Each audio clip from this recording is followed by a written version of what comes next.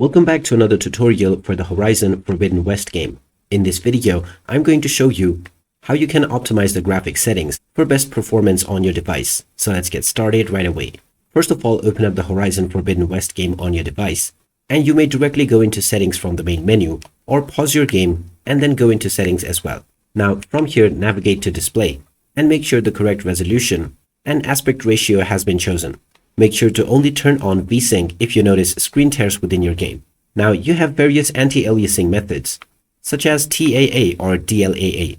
Compared to temporal anti-aliasing, DLAA works better.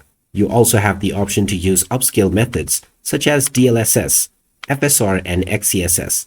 You can see how each of these will look in real time, but in my opinion, the upscale method could be turned off, and DLAA can be used to achieve the best look for your game. You can also enable frame generation to get more FPS on your games. After applying your settings, go into the Graphics tab, and now you may use between various different presets.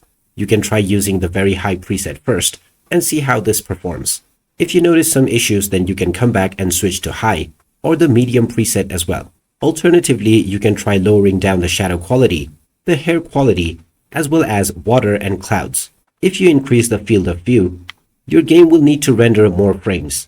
So make sure that this is set to 0, or if you are comfortable, you may even lower it down. Also reduce the strength of motion blur to make the game feel more smoother.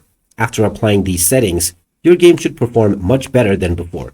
So there you have it. That is how easy it is to optimize your graphic settings on the Horizon Forbidden West game. If you find this video helpful, make sure to hit that like button and subscribe to our channel for more helpful tips and tutorials.